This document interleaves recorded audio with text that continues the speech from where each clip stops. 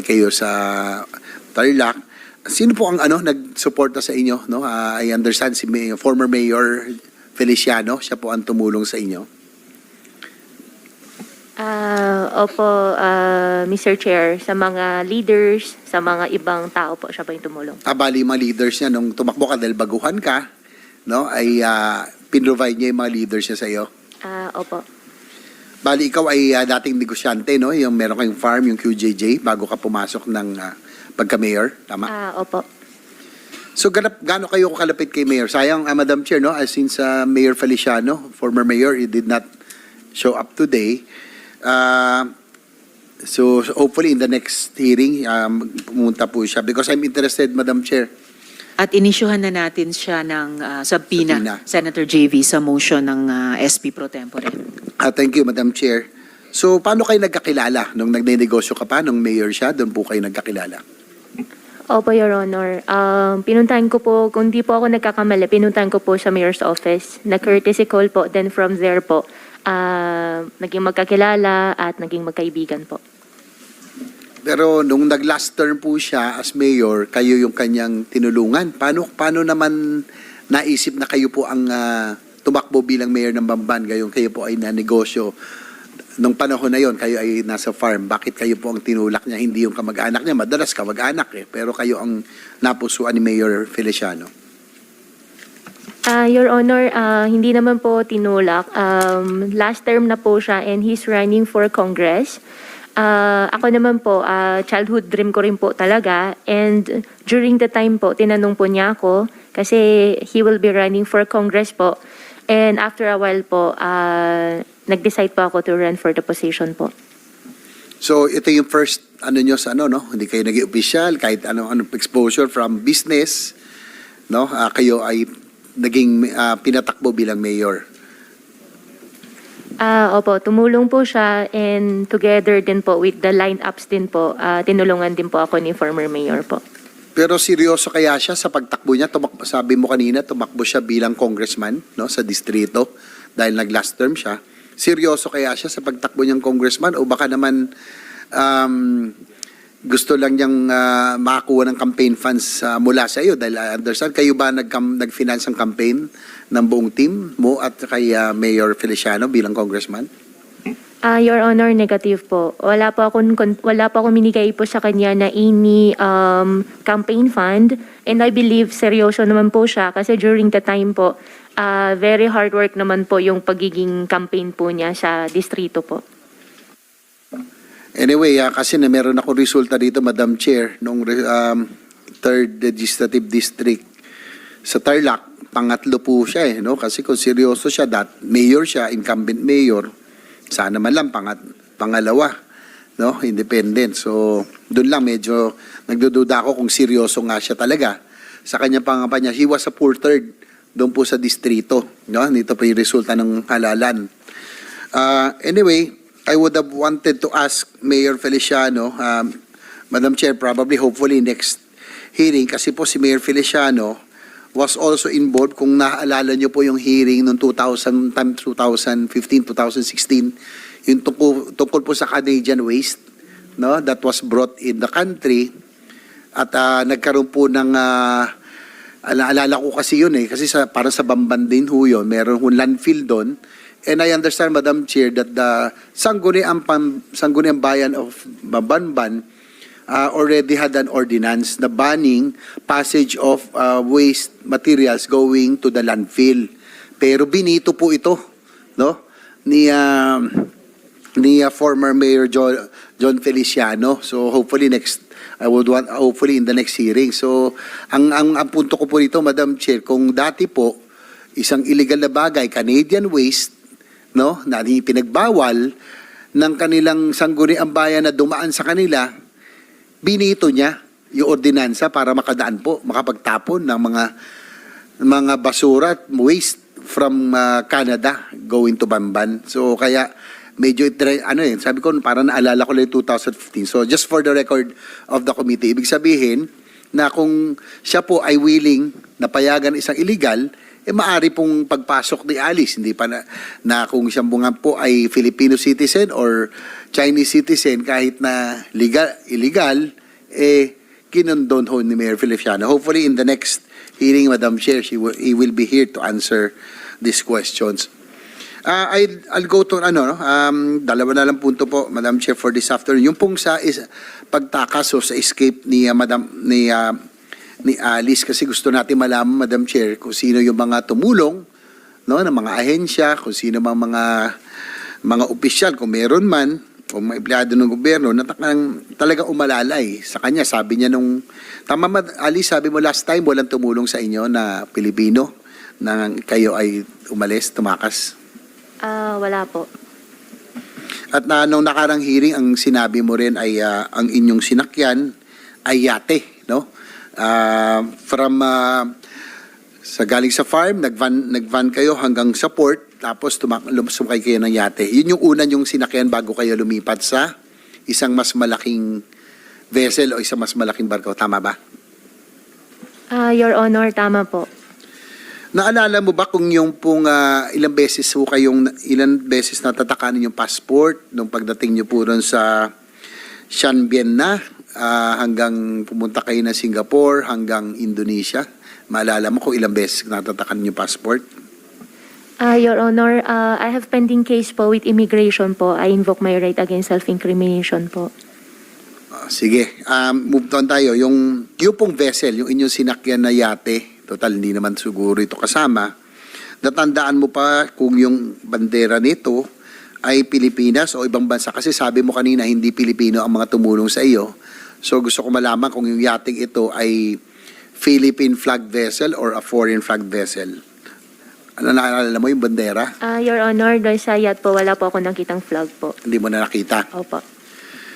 Madam Chair, siguro Marina, may Marina ba dito? Anybody from Marina? Walang Marina? Parang kanina nandito.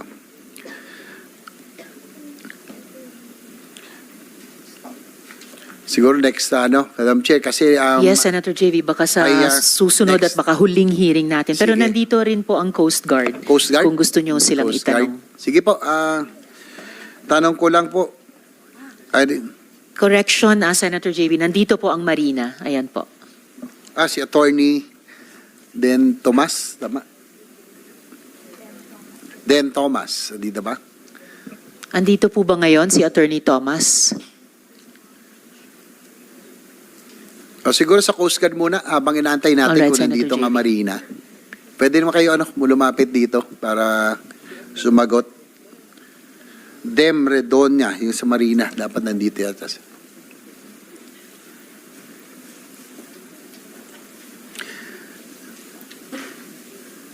Sige, makisingit na lang po.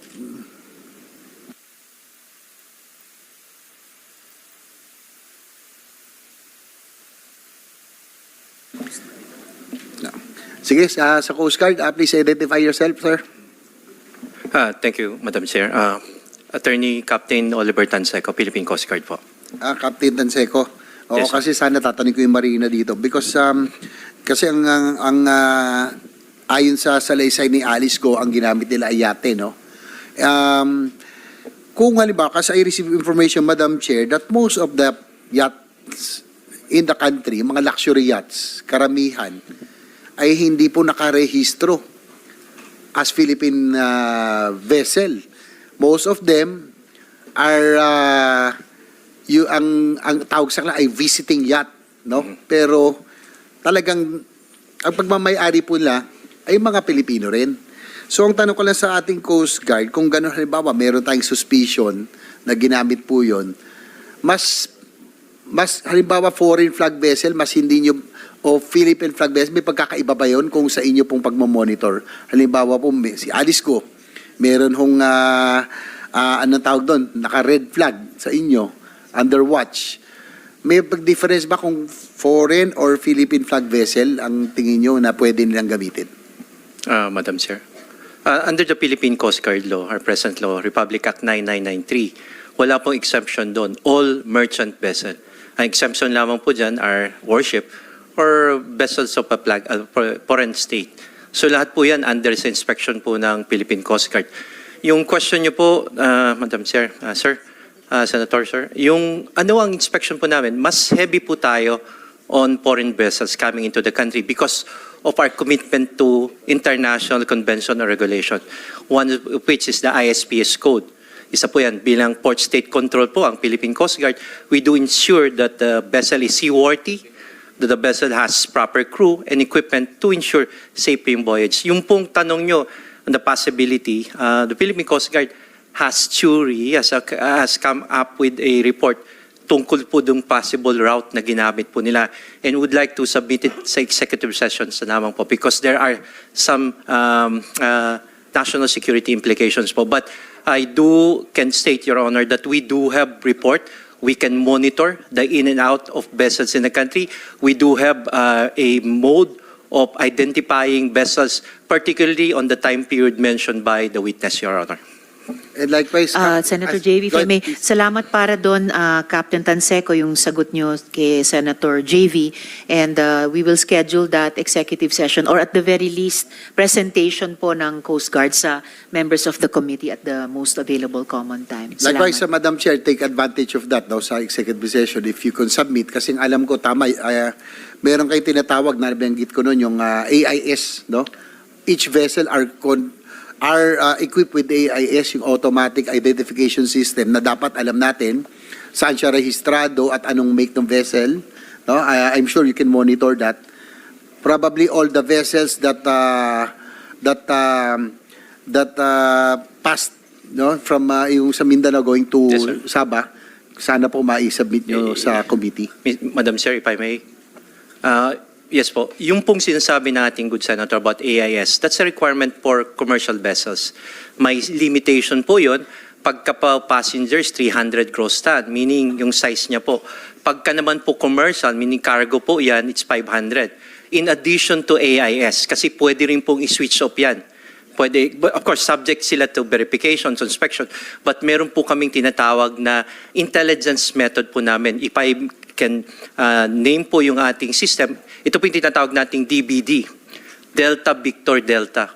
Ito po yung dark vessel detection po natin, the capability that we do have right now, Your Honor. Thank you for that, Captain. No?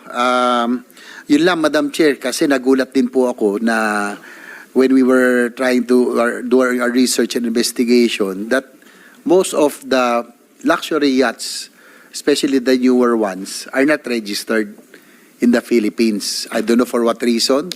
Probably to evade or not to pay taxes and duties. So yung karamihan po ng mga bagong yate ngayon dito na dumadaong, ang sinasabi, kaya gusto ko sana matanong yung Marina, bakit po pinapayagan na visiting yacht ang classification sa kanila, gayong dito na po sila base. So probably that is another point, but I think we can dig deeper. Baka pwede hong nagamit itong mga local yachts, pero sila po ay foreign flag, no? Pero talagang pag-aari po ng mga Pilipino. Nakakalungkot, Madam Chair, kasi talagang may kaya, can afford na magyate, mukhang sila pa yung hindi nagbabayad ng buwis. Kaya po, hinahayaan na lang nilang sila for visiting o foreign flag vessel. So, yun po. Hintayin na po natin Marina in the next hearing. Last but, siguro itong huli na lang po si take advantage. Andito na rin po si Ma'am Alice, no? Siguro, we will have an executive session probably before we wrap up, no? Ito pong hearing na ito. Kasi sabi nga kanina, bugbog na kayo, pagod ka na, no? Hindi nga 12 hours sa Kongreso, dito ilang oras. Siyempre, siguro naawa ka sa sarili mo, pero siguro dapat maawa rin tayo doon sa mga naging biktima ng Pogo. Ikaw ba ay mastermind o willing ka ba magsabi kung talaga meron nasa likuran ng whole operation na ito? Your Honor, hindi pa ako mastermind. Masasabi ko po, isa pa akong victim. Victim. So, ikaw ay biktima. O kaya, pawn. No? Ikaw ay ginagamit ng isang criminal syndicate, international group o crime syndicate. Your Honor, hindi naman po siya ginamit. If ever po, kung meron man po ako na itulong, ano po akong tao, helpful akong tao. Kung meron man po, yun lang po. Pero sa mga activities po na ginawa or sa mga allegations po, wala po akong kinalaman. Kasi Madam Chair, no, siguro sabihin ko lang kay Madam Alice, no, tanong ko lang kung kayo po tingin niyo sa ganitong operasyon, kayo ba ay guilty or kayo ba most guilty o tingin mo meron pang mas guilty sa inyo dito sa ganitong operasyon? Hindi po ako guilty po. So hindi kayo most guilty, meron pang mas guilty, kumbaga may mastermind pa talaga. Sige po. Go, Hopping. Your Honor, I think sa tagal po na investigation, alam na rin po ng committee po, especially chaired by our Madam Chairman, who's really at the back of everything po. Kaya ako natanong kasi, baka sa executive session, sana sa uli, ay may pagkakataon pa kayong sabihin kung sino man yung talagang nasa likuran. Kasi nga, kung sabi mo ikaw ay biktima, maawa din tayo sa mga naging biktima ng Pogo, di ba? So, sa executive session, hindi pwedeng ilabas yun, no? Sa media, sa publiko. Maintindihan namin kung ikaw ay natatakot, no? Dahil International Crime Syndicate po ito, natatakot ka para sa buhay mo. Para din mabawasan siguro yung kasalanan mo kung sakali sa executive session ay willing ka bang sabihin kung sino yung most guilty na sinasabi mo? Yes po, Your Honor. Madam Chair, so I wrap up. So I'm expecting that Ms. Alice Go will divulge the real masterminds of the operation of this international crime syndicate, and we will be responsible for her safety. So alam ko naman natin yun, pero sana po masabi po niya sa totoo. So she said yes already. So we will just await for the executive session. Thank you, Madam Chair.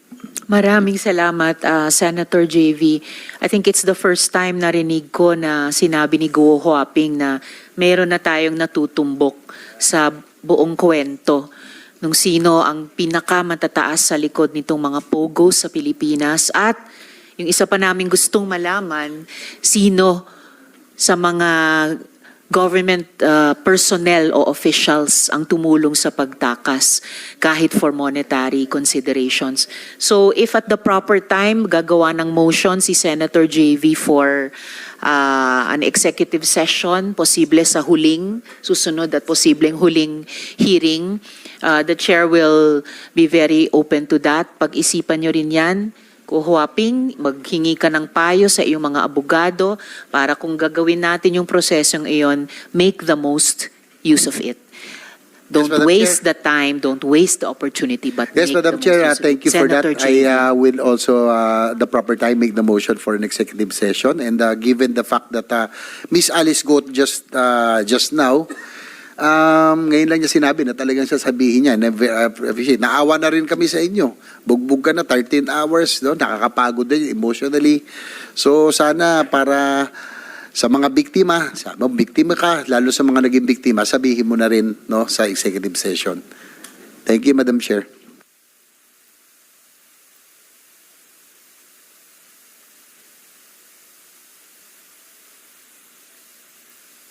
Madam Chair, with that, if we have the time, probably, if I move that we convene this committee in the executive session. Second the motion, Madam Chair.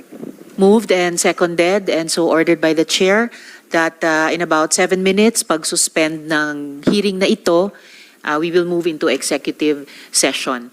We still have 7 minutes and babalik ako kay Senator De La Rosa dahil may suspended interpellation kayo. But just before that, one quick follow-up question kay Ms. Cassandra. May ifa-flash po akong photo dito kasi Biti, no, yung tanong kanina, I believe ni Senator Sherwin sa inyo, sino nagpakilala sa inyo kay Charlotte? kilala nyo ba itong taong ito na si Liu Dong? At siya ba, Liu Dong alias Boga, siya ba ang nagpakilala sa inyo kay Charlotte o Liye ba yung sinabi niyong totoong pangalan? Chinese name ni Charlotte. Shelly po. Sorry, Shelly Yes, or Madam Charlotte. Chair. Si Liu Dong ba alias Boga ang nagpakilala sa inyo ni Shelly o ni Charlotte? Mr. Chair, hindi ko po siya, Madam Chair, sorry, hindi ko po siya kilala. Hindi mo kilala itong taong ito. Ngayon, naalala mo na ba sino, kung hindi man itong si Liu Dong alias Boga, naalala mo na ba kung sino nagpakilala sa inyo ni Charlotte or Shelly? Madam Chair, kung hindi po ako nagkakamali, nakilala ko po siya doon na lang sa loob po yata. Saan po? Nakilala ko na lang po siya nung, parang hindi ko po sigurado, parang, tawag po dito, nakilala ko na lang po siya as the manager of nung nag-rent po sa amin. Sabi mo kanina, nakilala mo siya sa loob. Loob ng... I mean, nakilala ko po siya dahil siya yung manager ng Lucky South po. Si Charlotte o si Shelly ang manager Yes ng po. Lucky South. Yes po. So, sinong nagpakilala sa inyo nung manager ng Lucky South?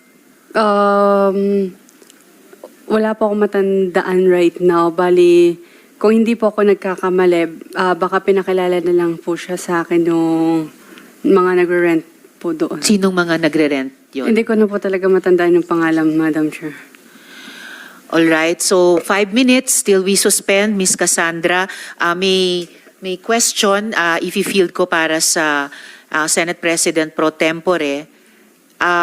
Mr. Yang Jianxian, kung yung steel business nyo ay induction furnace na galing sa China, yan ba yung Sanja ba yun? Yan ba yung negosyo ng Sanja, yung steel na gawa ng induction furnace galing sa China? Miss Caroline. 请问，你的三强公司，他们使用的这些钢铁的技术，那个机器，就是这种机，它有这种机器吗？什么？你们三强公司使用的机器叫做什么？就是那个炼钢铁的机器啊。炼钢铁。Yes, it is the steel furnace. It is the steel, or it's the induction furnace. Induction furnace ba? Yes, when you say 炼钢铁, it's like molding. Yeah, Okay. molding the steel. So, Is that yun what you do? yung induction furnace na tinatawag. 所以你们的机器就是炼钢铁机器，对吗？就是用那个废铁下去烧，再炼出来的。 Yes, it's the furnace, the induction furnace. All right. Well, for the record, induction furnace yung gamit ng Sanja, iyan ang kinikilalang substandard na steel na lumulunod sa market sa ngayon. Yung induction furnace na pinamimigay daw na libre sa China dahil obsolete na doon at para hindi tayo makatayo ng honest steel industry dito sa Pilipinas. Mr. Yang, nasaan ang steel nyo? Yung steel na ginawa di umano sa Sanja. OK，所以你们生产出的钢铁现在在哪里呢？在哪里销售是吧？现在在哪里？它们存在哪里？生产的钢铁是吧？是的。在那个达古兰三家的仓库里面呢、三家厂里啊。So the manufactured steel right now are kept in the warehouse. Saan yung warehouse? 那个仓库在哪里就是在三家的工厂里面呢、 ？So it's inside the factory of Sanja. Inside the factory of Sanja. Where is the factory of Sanja located? 三家的工厂在哪里？在那个达古兰的那个经济开发区里面。达古兰是什么地方？开发区。达古兰达古兰 ，It's in Dakuran. 那个经济开发区吧。 like the economic development area. Sorry, Miss Caroline, pakiulit. It is in Dakuran Economic Development Area. In the Dakuran, Takuran? Dakulan, Takuluan. Takuluan. Tagoloan Yeah. Economic Development Area. I heard another name, is it called FIVIDEC? Oh, PPD. FIVIDEC. Oh, PPD. Sino po nagbigay ng permit sa inyo na mag-stock ng steel ng Sanja sa FIVIDEC? 所以您把这些钢铁存在你们的仓库，谁给你们这个许可证？我们都有许可证啊，全部有啊，手续都完整啊。所以这个存在仓库的钢铁哪里得到的许可证？哪里得到的？我不明白，就是说什么存在仓库的许可证啊？就是你们如何把这些钢铁存在你们的仓库里面？我们生产出来，如果没有卖出去，就放在那边啊。所以你们的许可证是哪里得到的？许可证这个就是我们有申请啊，这些不是我去申请的，是那个我们三家的那个有在做这个去负责申请这些办手续的工人啊。Yes, Miss Caroline. So it's already included in all the permits that we have. Even the warehouse permit, it's also included there. No, Sanja is a private company. FIVIDEC is a government facility. Sinong nagbigay ng permiso sa inyo na ang private steel ng Sanja ay pwedeng i-stock dun sa government facility ng FIVIDEC? Sino yung padrino doon? 所以你们在这个 FIBIDEC 这个仓库，您知道这个 FIBIDEC 的仓库吗？这个是政府拥有的这个地方，所以谁给您这个许可证，让你们把您的公司的钢铁存在这个仓库里面？因为我们三家是给 BBD 租那个地来建的啊，我们三家的工厂嘛，是给那个 BBD 的这个开发区里面租地来建三家工厂的。Yeah, because this area by FIBIDEC is the one that we rented, so that's why we are allowed to put in our products there. No private company can rent a government facility, ganyan-ganyan lang. Sinong kausap nyo sa FIVIDEC para pumayag na i-rent nyo yan or basta ma-stock nyo ang steel produce ng Sanja sa FIVIDEC? Sinong kausap ninyo? Sinong kausap ng Sanja sa FIVIDEC? OK，所以你们在 FIBIDEC 的联系人是谁啊， ？FIBIDEC 的联系人。我们都是那个一个叫东海的那个，他懂得英文的那个，在跟 BBD 的在联系啊。他叫什么？叫东海。东海，你叫做东海。The name of the person that I'm communicating with in FIBIDEC who knows how to speak English also, it's called 东海。 Tonghai. Chino siya o Filipino siya? 他是哪国人？